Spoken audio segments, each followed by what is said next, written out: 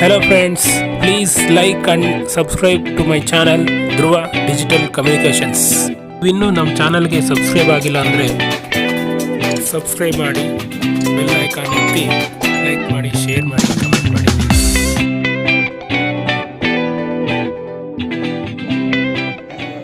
ಇದನ್ನ ನೀವು 4 ಜನರಲ್ಲಿ ಯಾರಾದರೂ, ಎಸ್ಪೆಷಲಿ ನಾನು 2 ರೆಪ್ರೆಸೆಂಟೇಟಿವ್ ಪೊಲಿಟಿಷಿಯನ್ಸ್ಗೆ ಕೇಳ್ತಾ ಇದ್ದೀನಿ. ಸಮಸ್ತ ಭಾರತದ ರಾಜಕೀಯ ವರ್ಗವನ್ನ ಸೂಕ್ಷ್ಮವಾಗಿ ಅವಲೋಕಿಸಿದ್ರೆ ಎಕ್ಸೆಪ್ಷನ್ಸ್ಗಳಿಗೆ ನೀವು ಹೆಚ್ಚು ಪ್ರಾಮುಖ್ಯತೆ ಕೊಡ್ತೀರಿ ಮತ್ತು ಗೋಲಿಗಲ್ಲ. ಮೂರು ಏನಂತಂದ್ರೆ, ಸಮಸ್ತ ರಾಜಕೀಯ ವರ್ಗದ ಇದು ನಡವಳಿಕೆ ನಾನು ನೋಡಿದ್ರೆ ನನಗೆ ಎಷ್ಟೋ ಸಂದರ್ಭದಲ್ಲಿ ಅನಿಸ್ತದೆ, ವಿರೋಧ ಪಕ್ಷ ಮತ್ತು ಆಡಳಿತ ಪಕ್ಷದ ಏನು ಜನರು ಏನು ಇರ್ತೀರಿ ನೀವು ಪ್ರತಿನಿಧಿಗಳು, ಸಾರ್ವಜನಿಕವಾಗಿ ಗುದ್ದಾಡ್ತೀರಿ, ಖಾಸಗಿಯಾಗಿ ಮುದ್ದಾಡ್ತೀರಿ. ಇದು ಯಾಕೆ ಈ ತರ?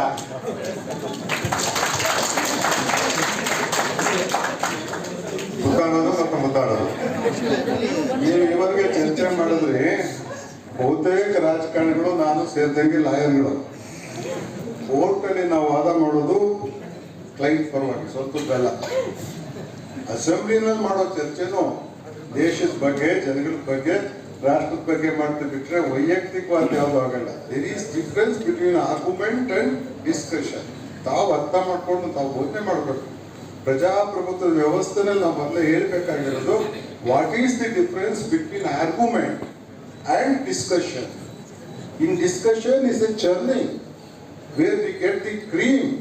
Everyone has to adapt that cream. Debate ಅದೆಲ್ಲ, ನಾ ಹೇಳೋದು ಹೇಳ್ತೀನಿ, ಮಿಕ್ಕಿದ ಅಮೀನ್ಮೆಂಟು ಹೇಳಬೇಕು ಅನ್ನೋದು. ಈ ಡಿಸ್ಕಷನ್ ಅನ್ನ ನೀವು ಜಗಳ ಅಂತ ತಿಳ್ಕೊಂಡ್ರೆ ಅಸೆಂಬ್ಲಿ ನಡೆಸೋದಕ್ಕೆ ಬೇಕಾದಷ್ಟು ಆಯಾಮಗಳಿಂದ, ಬೇಕಾದಷ್ಟು ಅನುಭವದಿಂದ, ಬೇಕಾದಷ್ಟು ಕಾರ್ನರ್ಸ್ ಇಂದ ಪ್ರತಿನಿಧಿಗಳು ಬಂದಲ್ಲಿ ಕೂತಿರ್ತಾರೆ. ಒಬ್ಬೊಬ್ಬರ ಅನುಭವನೂ ಶ್ರೀಮಂತವಾಗಿರುತ್ತೆ. ಒಂದೊಂದು ಕ್ಷೇತ್ರದಲ್ಲಿ ಒಬ್ಬೊಬ್ಬರು, ಈಗ ನನಗಿಂತ ನಮ್ಮನೆ ಕೆಲಸ ಮಾಡೋ ಅಗ್ರಿಕಲ್ಚರ್ ಎಕ್ಸ್ಪರ್ಟ್ ಇರ್ತಾರೆ, ನಾವು ಒಪಿನಿಯನ್ ಕೇಳಬೇಕಲ್ಲ ನಾವು. ಹಾಗಾಗಿ ಎಲ್ಲರ ಅಭಿಪ್ರಾಯಗಳನ್ನ ಕ್ರೋಢೀಕರಿಸಿ ಯಾವುದು ಸೂಕ್ತ ಆಗುತ್ತೆ ಅದನ್ನ ಆಯ್ಕೆ ಮಾಡ್ಕೊಳ್ಳೋದನ್ನ ಚರ್ಚೆ ಅಂತೀವಿ ಪ್ರೊಫೆಸರ್ ಅವರೇ, ಅದನ್ನ ಜಗಳ ಅನ್ನೋಲ್ಲ. ವೈಲೆನ್ಸ್ ಯಾರಿಂದ ಆಗುತ್ತೆ? No leader is directly involved in any violence. It is created by the workers or voters. No legislative violence. ನಾವು ಅದಕ್ಕೆ ಲೆಜಿಸ್ಲೇಚರ್ಗೆ ಇಮ್ಯುನಿಟಿ ತಂದು ಪ್ರಿವಿಲೇಜ್ ಏನು ಕೊಟ್ಟಿದ್ದೀವಿ. Let them. ರವೀಂದ್ರನಾಥ್ ಟ್ಯಾಗೂರ್ ಮಾತನ್ನ ನಾವು ಶ್ರೇಷ್ಠ ಅಂದ್ಕೊಂಡ್ವಿ. Where the words are without fear and the head is held high. Where the words are without fear and the head is held high. ಭಾವನೆಯನ್ನ ವ್ಯಕ್ತ ಪಡ್ಬೇಕಾದ್ರೆ ಭೀತಿ, ಭಯ ಇಲ್ಲದೆ ಮಾತಾಡುವಂತ ಜಾಗ ಸೃಷ್ಟಿ ಮಾಡಬೇಕು ಅಂತ ಲೆಜಿಸ್ಲೇಚರ್ ಸೃಷ್ಟಿ ಮಾಡಿ. ಅಲ್ಲೂ ನೀವು ಎದುರ್ಕೊಂಡು ಮಾತಾಡ್ತೀರಿ, ಅಲ್ಲೂ ನೀವು ದಾಕ್ಷಿಣ್ಯದಲ್ಲಿ ಮಾತಾಡ್ತೀರಿ. ಎಲ್ಲಿ ಮಾತಾಡ್ತೀರಿ? ಓಪನ್ ಆಗಿ ಹೃದಯ ಬಿಚ್ಚಿಲ್ಲಿ ಹೇಳ್ತೀರಿ ನೀವು. ಅದನ್ನ ಹೇಳ್ಬೇಕಾದ್ರೆ ಆಗ್ತದೆ, ಹಾಗೆ ಹೀಗೆ ಆಗ್ತವೆ. ಅದನ್ನ ರಾಜಕೀಯದಲ್ಲಿ ಅದು ಅಸಂಸ್ಕೃತಿ ಅನ್ನೋದು ಒಂದ್ ಕಡೆ ಆದ್ರೆ, ಏನೋ ಆ ಸ್ಥಿತಿ ನಿರ್ಮಾಣ ಆಗಿರೋದನ್ನ ಅರ್ಥ ಮಾಡ್ಕೋಬೇಕಾದ್ರೆ ಇನ್ನೊಂದು ಸ್ಥಿತಿ. ನಾವು ಅದೆಲ್ಲ ಸರಿ ಅನ್ನಲ್ಲ. ಕೆಲವ್ರಿಗೆ ಕಂಟ್ರೋಲ್ ಆಗಕ್ ಬರುತ್ತೆ, ಕೆಲವ್ರು ಕಂಟ್ರೋಲ್ ಮೀರ್ ಮಾತಾಡ್ತಾರೆ, ಎಮೋಷನ್ಸ್ ಎಲ್ಗೂ ಹೇಳ್ಕೊಂಡು ಹೋಗುತ್ತೆ. ಅದೊಂದು ಸ್ಥಿತಿನ, ಅದಕ್ಕೆ ಆಚೆ ಹೋಗ್ಬಾರ್ದು ಆ ಚರ್ಚೆಗಳು ಅಂತ ನಾವ್ ಹೇಳೋದು. ಸ್ಪೀಕರ್ ಆ ಕ್ಷಣದಲ್ಲಿ ರೂಲಿಂಗ್ ಕೊಡ್ತಾರೆ, ನಿಮ್ಮನ್ನ ಕಡತದಿಂದ ತೆಗೆದಾಕ್ಬಿಟ್ಟಿದೀವಿ ಅಂತ ಅಲ್ಲಿಗೆ ಎಂಡ್ ಹಾಕ್ಬೇಕಾಗುತ್ತೆ. ನಮ್ ಗ್ರಾಚಾರ ಇವತ್ತು ಸ್ಪೀಕರ್ ಹೇಳಕ್ ಮೊದ್ಲೇ ಬೇರೆ ಎಲ್ಲ ಆಚೆ ಬಂದ್ಬಿಟ್ಟು ಇದೊಂದು ದೊಡ್ಡ ಹಗರಣಗಳ ಪಾಠಶಾಲೆ ಆಗ್ಬಿಟ್ಟಿದೆ ಅನ್ಸುತ್ತೆ. ಚರ್ಚೆ ಆಗ್ಬೇಕಾದ್ರೆ ಕೆಲವರು ಸಮಾಧಾನವಾಗಿ ಮಾತಾಡ್ತೀವಿ, ಕೆಲವರು ಹಾರ್ಡ್ ಆಗಿ ಮಾತಾಡ್ತಾರೆ, ಕೆಲವರು ಬಹಳ ಎಮೋಷನಲ್ ಆಗಿ ಮಾತಾಡ್ತಾರೆ. ದಯಮಾಡಿ ಅದನ್ನೆಲ್ಲ ಜಗಳ ಅಂದ್ಕೊಂಡು ತಾವು ಭಾವಿಸ್ಕೋಬಾರ್ದು. ಪರವಾಗಿಲ್ಲಪ್ಪ, ನಮ್ಮ ಪ್ರತಿನಿಧಿಗಳು ಒಳ್ಳೆ ಚರ್ಚೆ ಮಾಡ್ತಾರೆ ಅಂತ ನೀವು ಭಾವಿಸ್ಕೋಬೇಕು. ರೆಪ್ರೆಸೆಂಟೇಟಿವ್ ಲಾಯರ್ಗಳಾಗಿ ರಿಪೋರ್ಟ್ ಅಲ್ಲಿ ಒಬ್ರು ಎಮೋಷನಲ್ ಆಗಿ ಮಾತಾಡ್ತಾರೆ, ಒಬ್ರು ಕೂಲ್ ಆಗಿ ಮಾತಾಡ್ತಾರೆ. ಅದನ್ನ ಜಗಳ ಅಂತೀರ ನೀವು. You have to call this as argument. ಇನ್ನೊಂದು ಪ್ರಶ್ನೆ ಏನ್ ಕೇಳಿದಿರ್ತಾವ? RTA. Everything cannot be, everything cannot be afforded as a public document or ನಿಮ್ಗೆ RTA ನಲ್ಲಿ ಕೊಡಕ್ಕ. ನಾಟ್ ಓನ್ಲಿ ಪೊಲಿಟಿಕಲ್ ಪಾರ್ಟೀಸ್, ಬೇಕಾದಷ್ಟು ಆಚೆ ಇಟ್ಟಿದ್ವಿ. ಕೋಆಪರೇಟಿವ್ ಸೊಸೈಟೀಸು ಆಚೆ ಇಟ್ಟಿದ್ವಿ, ನಿಮ್ಮ ಕಂಪನಿಗಳನ್ನು ಆಚೆ ಇಟ್ಟಿದ್ದೀವಿ. ಎಲ್ಲದನ್ನು ಪಬ್ಲಿಕ್ ಮಾಡಿ ಯಾವುದೋ ಒಂದು RTA ನಲ್ಲಿ ಮಾಹಿತಿ ತಗೊಂಡು ಹೋಗಿ ನೀವು ಯಾರೋ ಟೆಂಡರ್ ಹಾಕೋದನ್ನೆಲ್ಲ ಬಯಲಲ್ಲಿ ಇಟ್ಬಿಟ್ರೆ ಟೆಂಡರ್ ಹಾಕೋದಂಗೆ ನಾವು ಇನ್ನೊಂದು ಮಾಡೋದಂಗೆ. Companies they have competition. ನಾವು ಅದನ್ನೆಲ್ಲ ಪಬ್ಲಿಕ್ ಮಾಡ್ಕೊಂಡು ಹೋಗಕ್ಕಾಗಲ್ಲ ಅಂತ ಕೆಲವು ವಿಷಯಗಳಿಗೆ ಸೀಮಿತ ಸಾರ್ವಜನಿಕ ಆಡಳಿತಕ್ಕೆ ಸಂಬಂಧಪಟ್ಟದನ್ನ RTA ನಲ್ಲಿ ಕೊಡ್ತೀವಿ. ಈ ಪೊಲಿಟಿಕಲ್ ಪಾರ್ಟೀಸ್ ಅಕೌಂಟ್ ಕೂಡ ಇವತ್ತು ಸುಪ್ರೀಂ ಕೋರ್ಟ್ ಮುಂದೆ ಕೊಡ್ಬೇಕು ಅನ್ನೋ ತೀರ್ಮಾನ ಏನಿದೆ ಅಲ್ಲಿ ಕೊಡ್ತೀರಿ. ಎಲ್ಲರಿಗೂ ಕೊಡ್ತಾ ಹೋಗಿ ಪ್ರತಿ ವಿಷಯನ ಸಾರ್ವತ್ರೀಕರಣ ಮಾಡೋದು ಬಹುಶಃ ಆಡಳಿತದ ವ್ಯಾಪ್ತಿಯಲ್ಲಿ ಒಳ್ಳೇದು ಅಂತ ಭಾವಿಸಿಲ್ಲ. ನಿಮ್ಮ ಮನೆ ವ್ಯವಹಾರನ್ನು ಆರ್ಟಿಯಲ್ಲಿ ಕೊಡಿದ್ರೆ ನಾವು ಕೊಡೋಕ್ಕಾಗತ್ತಾ? ಅದು ಇನ್ಕಮ್ ಟ್ಯಾಕ್ಸ್ ಮಾಡಿದ್ದಾರೆ, ನೋಡ್ಕೊತಾರೆ. ಇನ್ನೂ ಮೀರೋದು ಎಲೆಕ್ಷನ್ ಕಮಿಷನ್ ಮುಂದೆ ಅಫಿಡವಿಟ್ ಹಾಕಿರ್ತೀರಿ, ತಗೊಳ್ಳಿ ಚರ್ಚೆ ಮಾಡಿ ಅಂತ ಹೇಳ್ತೀವಿ. Every day I am suppose to give my information to every one because I am a public figure. ಆಗುತ್ತಾ? ಆಗೋದಿಲ್ಲ. ಹಾಗಾಗಿ ಕೆಲವೊಂದು ನಿಷೇಧಿಸಬೇಕಾಗಿದೆ. RTI ನಮ್ಮ ದೃಷ್ಟಿನಲ್ಲಿ ಪ್ರಯೋಜನ ಆಗಿರೋದಕ್ಕಿಂತ ಹಿಂಸೆ ಆಗಿರೋದೇ ಜಾಸ್ತಿ. ನನಗೇನ ಮಂಜುಗ ಶೇರ್ ಮಾಡ ಸರ್, ಡಾಕ್ಟರ್ ಬಸವರಾಜ ಬೆನಕಲ್ ಅಂತ ದಾವಣಗೆರೆ ಯೂನಿವರ್ಸಿಟಿ ಸರ್, ವಿದ್ಯಾವಂತರಿಂದ ಮತದಾನ ತಿರಸ್ಕಾರ ಆದಂತ ಪದೇ ಪದೇ ಎಲ್ಲ ಗಣ್ಯಮಾನ್ಯರು ಹೇಳಿದ್ರು. ಆದರೆ ಸರ್ಕಾರಗಳು ಜಿಲ್ಲೆಗೊಂದು ವಿಶ್ವವಿದ್ಯಾಲಯವನ್ನ ಸೃಷ್ಟಿ ಮಾಡ್ತಾ ಇದ್ದಾವೆ. ಇದಕ್ಕೆ ನೇರವಾಗಿ ಸರ್ಕಾರಗಳೇ ಕಾರಣ ಆಗ್ತವೆ ಸರ್. ವಿಶ್ವವಿದ್ಯಾಲಯಗಳನ್ನ ಸೃಷ್ಟಿ ಮಾಡೋದು ಈ ದೇಶದ ಯುವಕರಿಗೆ ಶಕ್ತಿ ಕೊಟ್ರೆ ಅವರು ರಿಸೋರ್ಸ್ ಆಗ್ತಾರೆ ಅಂತ. ಈ ದೇಶದ ಮಕ್ಕಳನ್ನ ವಿದ್ಯಾವಂತರನ್ನು ಮಾಡಿದ್ರೆ ಅವರು ಈ ದೇಶದ ಎಂಪವರಿಂಗ್ ಅಥಾರಿಟೀಸ್ ಆಗ್ತಾರೆ ಅಂತ. ಅದಕ್ಕೇನೆ ಲೋಕಿ ಅವರು ಪಾರ್ಲಿಮೆಂಟ್ ಅಲ್ಲಿ ಹೇಳ್ತಾರೆ, education is to empower, education is to make one responsible. Education is to make one responsible. Vivekananda ಹೇಳ್ತಾರೆ, education is for re election. ಹಾಗಾಗಿ ನೀವು ಸ್ವಾವಲಂಬನೆಗೆ ಶಕ್ತಿ ತುಂಬಲಿಕ್ಕೆ ಎಜುಕೇಟ್ ಮಾಡಿರ್ತೀವಿ. ನಿಮ್ಮ ಜವಾಬ್ದಾರಿನ ನೀವು ನಾವು ಬರೀ ವಿದ್ಯಾವಂತ ಹೇಳಿಲ್ಲ, majority of the people who lives in elite area, majority of the people who can read and write or affordable section ಮತದಾನ ಆಗುವಂತ ಪೋಲಿಂಗ್ ಸ್ಟೇಷನ್ಸ್ ಅಲ್ಲಿ ವೋಟ್ ಕಡಿಮೆ ಬಿಡ್ತಿರೋದು ಸತ್ಯನೂ ಒಪ್ಕೊಂಡು. ನಿಮ್ಮನ್ನ ಇಲ್ಲಿರೋರ್ನ ನಾವು ಚಾರ್ಜ್ ಮಾಡಕ್ಕೆ ಮಂಜುನಾಥ್ ನಾವು ಮಾತಾಡ್ತಾ ಇದ್ದೀವಿ. ಡೆಮಾಕ್ರಸಿಯನ್ನ ತೀವ್ರ ಅರ್ಥ ಮಾಡ್ಕೊಂಡ್ಬಿಟ್ಟು ಚರ್ಚೆ ಮಾಡ್ತಿರೋ ನಾವು ನಮ್ಮ ಕೈಲಿರೋ ಶಕ್ತಿನೇ ಬಳಸಲ್ಲ ಅಂದ್ರೆ ಹೇಗೆ ಅನ್ನೋದು ಒಂದೇ ಚರ್ಚೆ. ನಿಮ್ಗಿರೋ ಶಕ್ತಿ ಬಳಸ್ಕೊಳ್ಳಿ.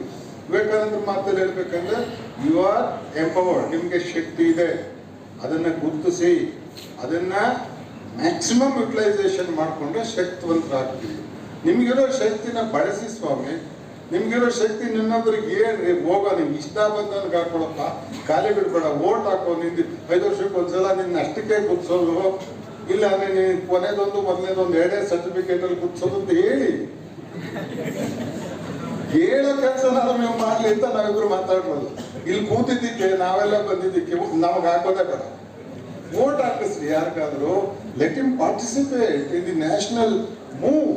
ರಾಷ್ಟ್ರದ ಒಂದು ಮೂನಲ್ಲಿ ಅವ್ನು ಬರ್ಬೇಕಲ್ಲಪ್ಪ. ಈಗ ಅಮೆಂಡ್ಮೆಂಟ್ ಹೇಳ್ತಿದ್ರು 1% ಡಿಫ್ರೆನ್ಸ್ ಅಲ್ಲಿ ಇವತ್ತು ಗೌರ್ಮೆಂಟ್ ಕಡೆ ಆಗ್ತಾ ಇದೆ.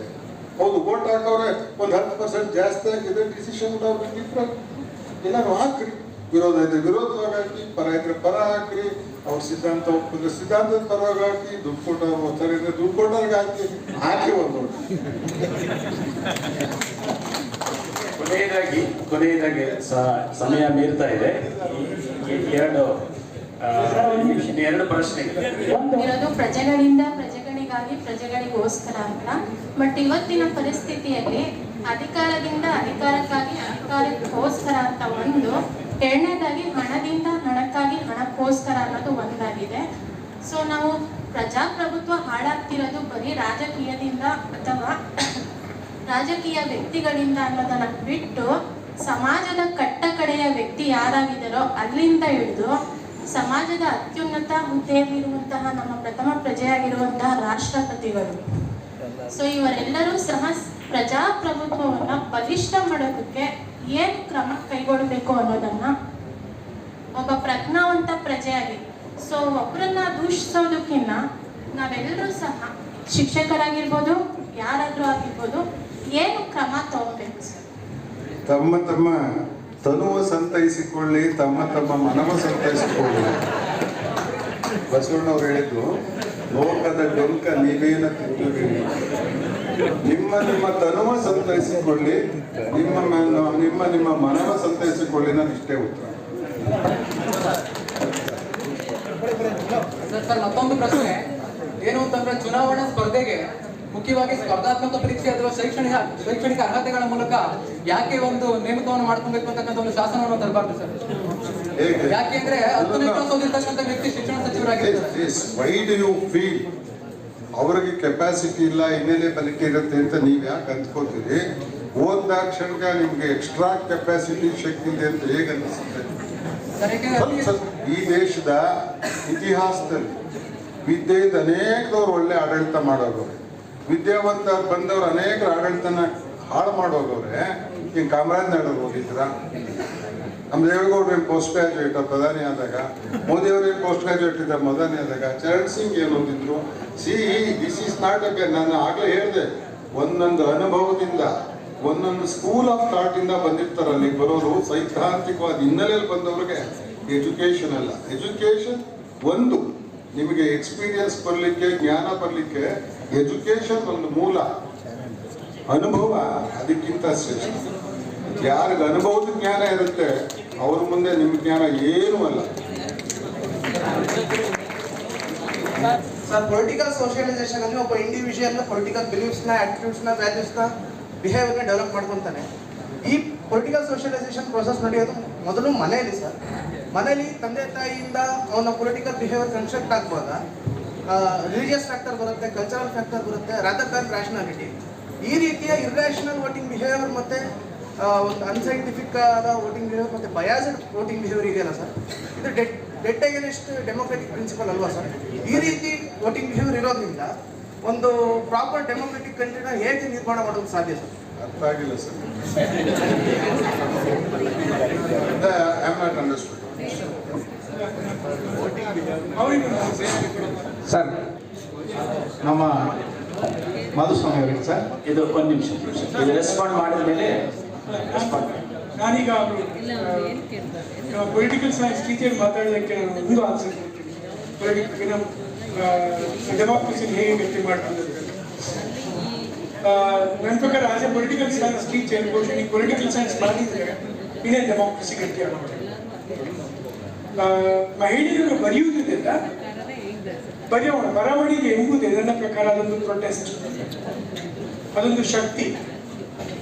ನೀವು ಇಂಟರ್ವೆನ್ಷನ್ ಮಾಡೋದು ಡೆಮೋಕ್ರಸಿ ಬಗ್ಗೆ, ಪೊಲಿಟಿಕಲ್ ಸೈನ್ಸ್ ಟೀಚರ್ಸ್ಗಳು ಇಂಟರ್ವೆನ್ಷನ್ ಮಾಡೋದು ಬಹಳ ಮುಖ್ಯವಾಗಿ ಡೆಮೋಕ್ರಸಿ ಬಗ್ಗೆ, ಡೆಮೋಕ್ರೆಟಿಕ್ ಸ್ಟ್ರಕ್ಚರ್ಗಳ ಬಗ್ಗೆ ಇರ್ಬೋದು, ಅಥವಾ ಅದರ ಸೋಷಿಯಲ್ ಬೇಸಸ್ಗಳ ಬಗ್ಗೆ ಇರ್ಬೋದು, ಅದರ ಐಡಿಯಾಲಜಿ ಬಗ್ಗೆ ಇರ್ಬೋದು, ಅದರ ಮೇಲೆ ಇನ್ಫ್ಲುಯೆನ್ಸ್ ಆಗುವಂಥ ಫೋರ್ಸಸ್ಗಳ ಬಗ್ಗೆ ಇರ್ಬೋದು. ಪ್ರತಿಯೊಂದು ಬರವಣಿಗೆ ಎಂಬುದು ನನ್ನ ಪ್ರಕಾರ ಅದು ಶಕ್ತಿಯನ್ನು ರೆಪ್ರೆಸೆಂಟ್ ಮಾಡುತ್ತೆ, ಅದೊಂದು ಕ್ರಿಟಿಕಲ್ ಕಾಂಪೊನೆಂಟ್ ಅನ್ನು ಎಕ್ಸ್ಪ್ರೆಸ್ ಮಾಡುತ್ತೆ. ಅದು ಮಾತ್ರವಲ್ಲದೆ ಅದು ಪ್ರತಿಭಟನೆಯನ್ನು ಕೂಡ ಅದು ಎಕ್ಸ್ಪ್ರೆಸ್ ಮಾಡುತ್ತೆ. ಈ ಹೊಸ ಪೊಲಿಟಿಕಲ್ ಸೈನ್ಸ್ ಅನ್ನು ಕ್ರಿಯೇಟ್ ಮಾಡಿದ್ರೆ, ಪೊಲಿಟಿಕಲ್ ಸೈನ್ಸ್ ಅಂದರೆ ಬಹುಶಃ ನೀವು ನಮ್ಮ ಭಾರತದ ಪ್ರಜಾಪ್ರಭುತ್ವಕ್ಕೆ ಅದರ ಅಡಿಪಾಯವನ್ನು ಇನ್ನಷ್ಟು ಗಟ್ಟಿಗೊಳಿಸ್ತದೆ, ಇನ್ನಷ್ಟು ವಿಸ್ತರಿಸ್ತದೆ. ಸೊ ಅದ ಕಾರಣ ನೀವೆಲ್ಲರೂ ಕೂಡ ನನ್ನ ಒಂದು ಕಳಕಳಿ ವಿನಂತಿ, ನೀವು ಒಂದು ಹೊಸ ಪೊಲಿಟಿಕಲ್ ಸೈನ್ಸ್ ಅನ್ನು ಸ್ಥಾಪಿಸಿ.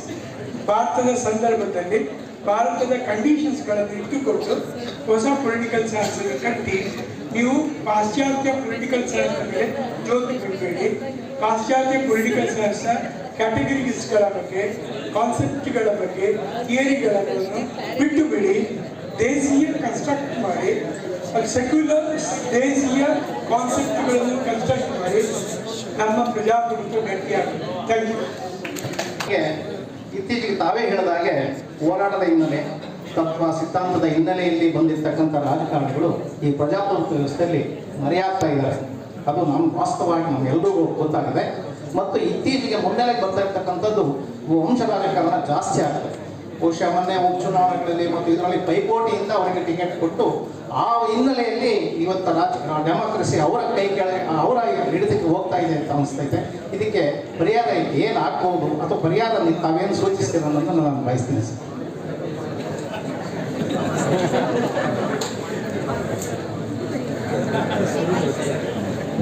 ಪರಿಹಾರ ಚನ್ನಪಟ್ಟಣ ಶಿಗಾವಲ್ಲಿ ತೋರಿಸ್ಬಿಟ್ಟಿದೆ. ಪ್ರಶ್ನೆ, ನಮ್ಮ ದೇಶದಲ್ಲಿ ಮಹಿಳೆಯರು ಅರ್ಧದಷ್ಟು ಸಂಖ್ಯೆಯಲ್ಲಿದ್ದಾರೆ. ಆದ್ದರಿಂದ ನಮ್ಮ ಭಾರತದ ಒಂದು ಪ್ರಜಾಪ್ರಭುತ್ವ ವ್ಯವಸ್ಥೆಯಲ್ಲಿ ಮಹಿಳೆಯರಿಗೆ ಎಲ್ಲೇ ಸಮಪಾಲು ದೊರೆಯುವುದಿಲ್ಲವೋ, ಅವರಿಗೆ ಸಂಪೂರ್ಣ ಅವಕಾಶಗಳು ದೊರೆಯುವುದಿಲ್ಲವೋ ಅಲ್ಲಿಯವರೆಗೆ ನಮ್ಮ ಪ್ರಜಾಪ್ರಭುತ್ವ ವ್ಯವಸ್ಥೆ ಆಗೋದಂತೂ ಬಹಳಷ್ಟು ಕಡಿಮೆ ಅಂತ ಹೇಳ್ತೀವಿ. ಸಂತೋಷ್ ಕಾರ್ಯಕರ್ತ sir.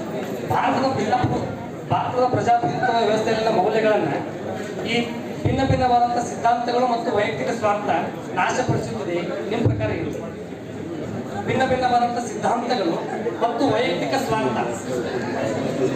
One thing we call internal democracy. ಇನ್ನೊಂದು we call ನಮ್ಮದೇ ಆದ ಒಂದು ಸಿದ್ಧಾಂತ. ಒಂದೊಂದು ಪಕ್ಷಗಳಿಗೆ ಒಂದೊಂದು ಸಿದ್ಧಾಂತ ಇರುತ್ತೆ. ಒಬ್ಬೊಬ್ರು ಈಗ ನಾನು ಮಂಜುನಾಥ್ ಹೇಳಿದ್ರಪ್ಪ, ಅವರು ಲೇಬರ್ ಮೂವ್ಮೆಂಟ್ ಇಂದ ಬಂದರು. ನಾನು ಅದೇ ಮಾಧುಸ್ವಾಮಿ ರೈತ ಮೂವ್ಮೆಂಟ್ ಮಿಲ್ಕ್ ಯೂನಿಯನ್ ಮೇಲೆ ಹೋದೆ. ನಮ್ಮಿಬ್ಬರು ಸಿದ್ಧಾಂತ ಬರಲೇಬೇಕಲ್ಲ. ಅವರು ಕಾರ್ಮಿಕರ ಪರ ಹೋರಾಟ ಮಾಡಿದಾಗ ನಾನು ಮಾಲೀಕರಾಗಿ ರೈತರ ಪರ ಹೋರಾಟ ಮಾಡಿರ್ತೀವಿ. ಅದನ್ನ ಸೈದ್ಧಾಂತಿಕ ಅಂತ ಭಾವಿಸಬಾರ್ದು. I represent my college, my school ಅಂತ. ಈ ರೆಪ್ರೆಸೆಂಟ್ ದಿಸ್ ಕಾಲೇಜ್. ಅವ್ರು ಯಾವ ಹಿನ್ನೆಲೆಯಲ್ಲಿ ಬಂದಿರ್ತಾರೋ, ಯಾರು ಲೀಡರ್ ರೈತರ Manjunath suppose to fight for labours ಅಲ್ಲೇನಪ್ಪ. ನಾನು ಏನಿ ಮಂಜು ಸಿಗುತ್ತೆ. ನಾವು ನಾನು ಲೋಕಪಾಲ ಮಸೂದೆ ಇತ್ಯಾದಿ ಚರ್ಚೆ ಬಂದಾಗ ನಾನು ಸೀರೀಸ್ ಆಫ್ ಅಂಗಣಗಳನ್ನು ಬರೆದೇನೆ. ನಾವು ಮೊದಲು ಮಾಡಬೇಕಾಗಿರೋದು ಎಲೆಕ್ಟ್ರಾನ್ ರಿಫಾರ್ಮ್ಸ್ ಅಲ್ಲ. ಒಬ್ಬ ಸಾಮಾನ್ಯ ಶಿಕ್ಷಕ ಇಲ್ಲದ್ರೆ ಸಾಮಾನ್ಯ ಒಬ್ಬ ಸೋಷಿಯಲ್ ವರ್ಕರ್ ಕೂಡ ಇಲೆಕ್ಷನ್ ಅಲ್ಲಿ ಕಂಟೆಸ್ಟ್ ಮಾಡಲಿಕ್ಕೆ ಸಾಧ್ಯ ಆಗಬೇಕು. ಅದು ಅಂತ ಸಾಧ್ಯತೆ ಇರುವುದು ಕಮ್ಯುನಿಸ್ಟ್ ಪಾರ್ಟಿಯಲ್ಲಿ ಮಾತ್ರ. ಆದ್ರೆ ಕಮ್ಯುನಿಸ್ಟ್ ಪಾರ್ಟಿಯೇ ಇವತ್ತಿಲ್ಲ. ಕಮ್ಯುನಿಸ್ಟ್ ಪಾರ್ಟಿಯಲ್ಲಿ ಮಾತ್ರ ಅಂತ ಸಾಧ್ಯತೆ ಇದೆ. ಇಲ್ಲದಿದ್ರೆ ನೀವು 10 ಕೋಟಿ 20 ಕೋಟಿ ಇಟ್ಟವನಿಗೆ ಮಾತ್ರ ಟಿಕೆಟ್ ಕೊಡುವಂತ ಸಂಪ್ರದಾಯ ಇರುವುದರಿಂದ ಸ್ಟೇಟ್ ಫಂಡಿಂಗ್ ಒಂದು ಅದಕ್ಕೆ ಆಪ್ಷನ್ ಮತ್ತೆ ಎಲೆಕ್ಟ್ರಾನ್ ರಿಫಾರ್ಮ್ಸ್ ಆಗಬೇಕು. ಅದ್ರ ಬಗ್ಗೆ ಚರ್ಚೆ ನಡೆಯಬೇಕಾಗುತ್ತೆ. ದಿನೇಶ್ ಅಮೀನ್ಮಠ್ ಅವರು ಒಂದು ಪ್ರಕಾರ ತಗೋಬೇಕು. ಅನ್ಲೆಸ್ ಪ್ರೂವ್ಡ್ ಗಿಲ್ಟಿ ಅವರನ್ನ ಹೇಗೆ ನೀವು ಎಲೆಕ್ಷನ್ ಇಂದ ಆಚೆ ಇಡ್ತೀರಿ ಅನ್ನೋ ಪ್ರಶ್ನೆ ಬರ್ತದೆ. ಈಗನೂ ಕನ್ವಿಕ್ಷನ್ ಆಗಿರೋರು ಎಲೆಕ್ಷನ್ ಬರಂಗಿಲ್ಲ, ಲಾ ಮಾಡ್ತೀವಿ. ಯಾರೋ ದುರುದ್ದೇಶ ಸರ್. ಇವತ್ತು ಕೊಡೋ ಕೇಸ್ ಎಲ್ಲ ನೈಜವಾಗಿರ್ತವ, ಇವತ್ತು ಕೊಡೋ ಕೇಸ್ ಎಲ್ಲ ವಾಸ್ತವನ, ಇವತ್ತು ಕೊಡೋ ಕೇಸ್ನೆಲ್ಲ ನಾವು crime of base on the basis of FIR charge sheet ತೀರ್ಮಾನ ಮಾಡ್ಬೋದಾ ಅನ್ನೋದು ಪ್ರಶ್ನೆ ಉದ್ಭವವಾದಾಗ, ನೀವು ತಪ್ಪಿಸಲ್ಲ ಅಂತ ಪ್ರೂವ್ ಆಗದೇ ಇದ್ದಾಗ ನೀವು ಹೇಗೆ ಅವನ್ನ ಆಚೆ ಇಡ್ತೀವಿ. ಇನ್ ಕೇಸ್ ನಾಳೆ ಡಿಸಿಷನ್ ಆಯ್ತು ಅವ್ನು ತಪ್ಪಿಸ ಅಲ್ಲ, ಬೊಮ್ಮಾಯಿ ಕೇಸ್ ಆದಂಗೆ ಏನ್ ಮಾಡ್ತೀವಿ. ಬೊಮ್ಮಾಯಿ ಸರ್ಕಾರ ಡಿಸಾಲ್ವ್ ಆಯ್ತು, ಗವರ್ನರ್ ರೂಲ್ ಬಂತು, ಸುಪ್ರೀಂ ಕೋರ್ಟ್ ಡಿಸಿಷನ್ ಕೊಟ್ಟು ಡಿಸಾಲ್ವ್ ಮಾಡಿ ತಪ್ಪು ಅಂತ. What is the remedy for the supreme court decision?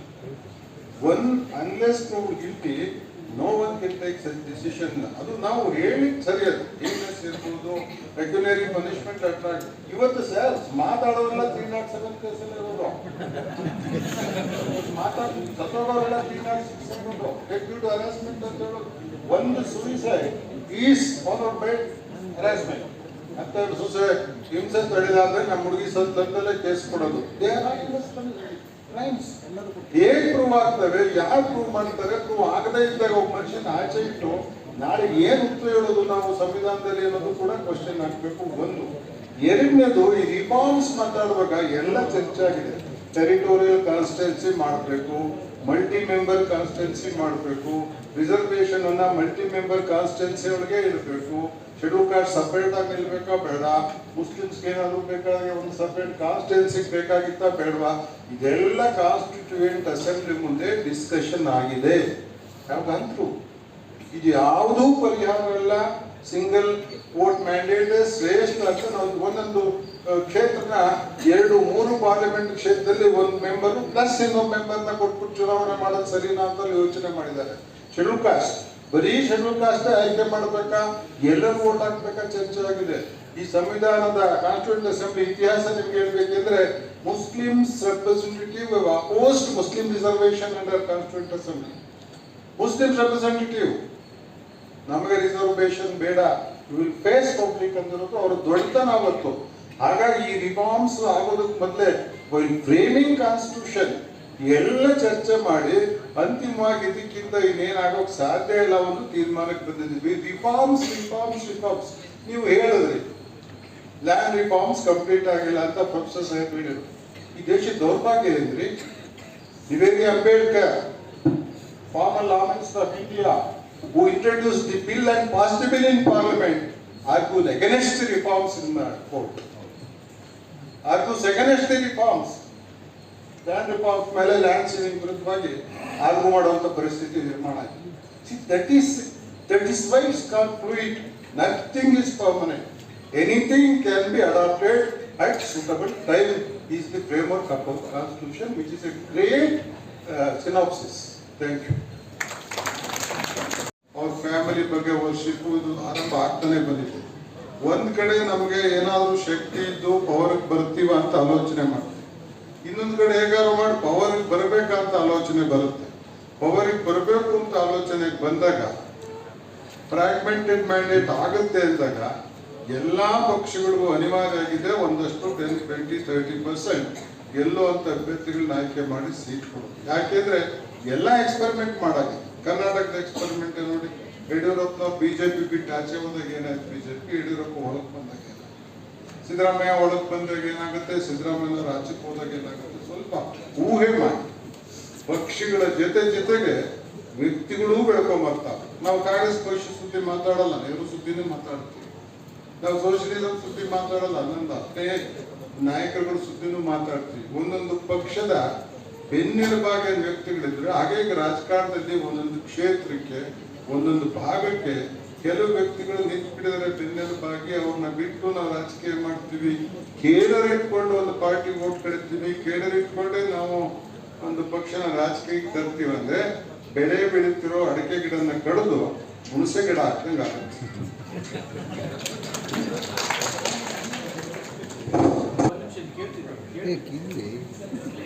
ನಮಸ್ಕಾರ, ಎಲ್ರಿಗೂ ನಮಸ್ಕಾರ. ನಾನು ಪ್ರೊಫೆಸರ್ ಚಂದ್ರಕಾಂತ್ ಯಾದವ್, ಗುಲ್ಬರ್ಗ ಯೂನಿವರ್ಸಿಟಿ.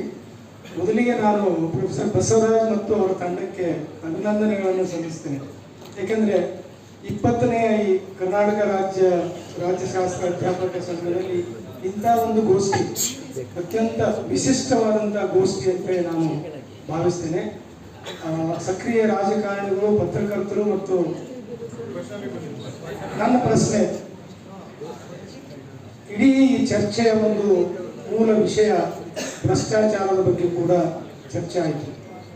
ವಿಶೇಷವಾಗಿ ಚುನಾವಣಾ ಒಂದು ಸಂದರ್ಭದಲ್ಲಿ ಭ್ರಷ್ಟಾಚಾರ ಮತ್ತು ಚುನಾವಣೆಯಲ್ಲಿ ಮತದಾನದ ಒಂದು ಪ್ರಮಾಣ ಕಡಿಮೆ ಆಗ್ತಾ ಇರುವ ಬಗ್ಗೆ ನನ್ನ 2 ಪ್ರಶ್ನೆಗಳಿವೆ.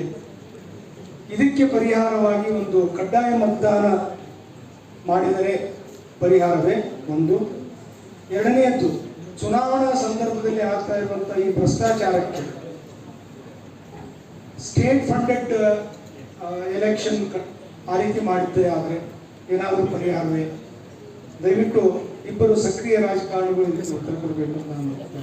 ನಮಸ್ಕಾರ.